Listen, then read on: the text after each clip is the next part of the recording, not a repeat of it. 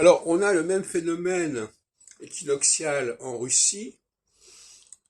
Quand je dis équinoxial, je veux dire qui est marqué par le féminin, avec cette mobilisation qu'a déclenché Poutine récemment, et qui provoque notamment la réaction des mères, M-E-R-E-S, c'est-à-dire des femmes qui voient leurs enfants envoyés au front, mobilisés, etc. Donc on voit bien que là aussi on a le même problème. L'équinoxialité donne l'occasion aux femmes de se manifester, de manifester et de se manifester, et on a le même phénomène finalement en Iran.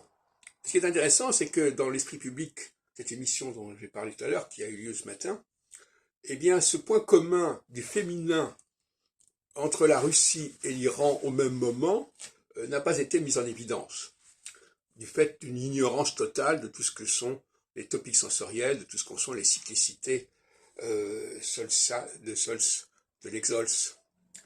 Et puis je voudrais dire aussi, on parle effectivement du glissement de Poutine vers les pays colonisés.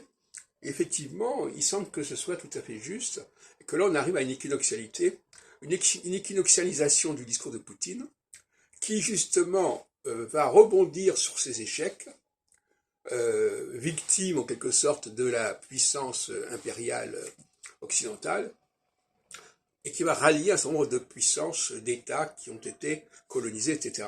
Donc on voit que Poutine est en train de changer son fusil d'épaule, consciemment ou inconsciemment, et qu'il va actuellement adopter une position équinoxiale. C'est-à-dire qu'il va y avoir un changement de stratégie, il va se victimiser en quelque sorte, et il ne sera pas seul dans ce camp-là. Il va pouvoir rallier un certain nombre de personnes, de pays, notamment en Afrique, qui sont pays fortement marqués par la colonisation, mais la Chine aussi, on l'a dit d'ailleurs à l'esprit public, a été marquée par la colonisation de l'Occident à certaines époques, pour Arthur, etc.